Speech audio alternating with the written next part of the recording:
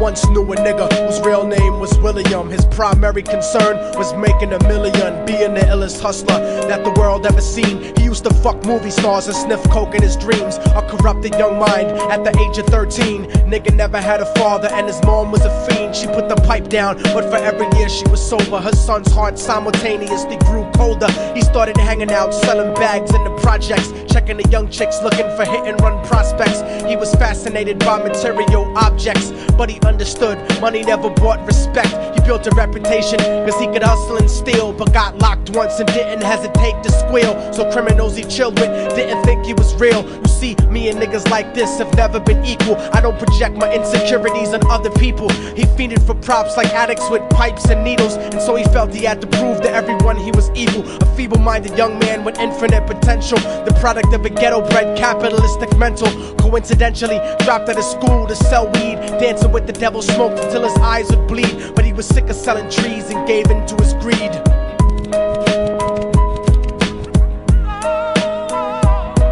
Everyone tryna be trife never faced the consequences. You probably only did a month for minor offenses. Ask a nigga doing life if he had another chance. But then again, there's always the wicked that knew in advance. Dance forever with the devil on a cold cell block. But that's what happens when you rape, murder, and sell rock. Devils used to be gods, angels that fell from the top. There's no diversity because we're burning in the melting pot.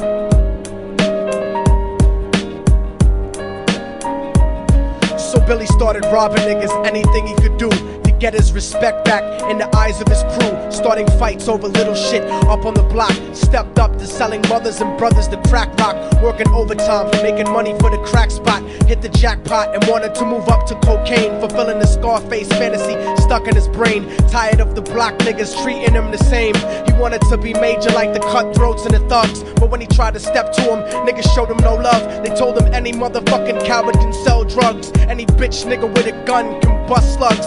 Any nigga with a red shirt can front like a blood. Even Puffy smoked the motherfucker up in the club. But only a real thug can stab someone till they die. Standing in front of them, staring straight into their eyes, Billy realized that these men were well guarded, and they wanted to test him before business started. Suggested raping a bitch to prove he was cold-hearted. So now he had a choice between going back to his life or making money with made men. Up in the sight, his dreams about cars and ice made him agree a hardcore nigga is all he ever wanted to be. And so he met them Friday night at 2:45.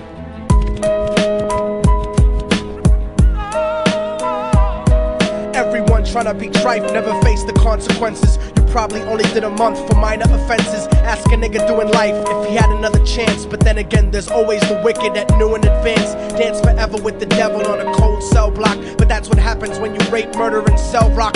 Devils used to be gods, angels that fell from the top. There's no diversity because we're burning in the melting pot.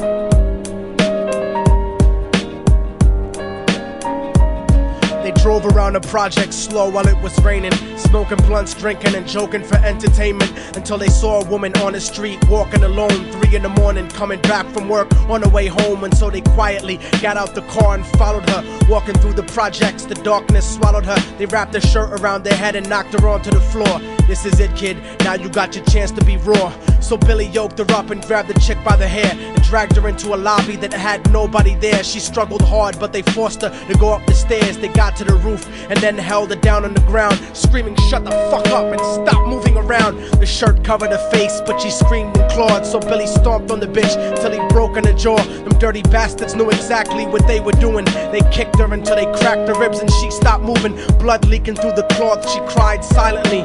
And then they all proceeded to rape her violently. Billy was made to go first, but each of them took a turn, ripping her up and choking her until her throat burned. Her broken jaw mumbled for God, but they weren't concerned. When they were done and she was lying bloody, broken and bruised, one of them niggas pulled out a brand new 22. They told him that she was a witness for what she'd gone through, and if he killed her, he was guaranteed a spot in the crew. He thought about it for a minute, she was practically dead, and so he leaned over and put the gun right to her head.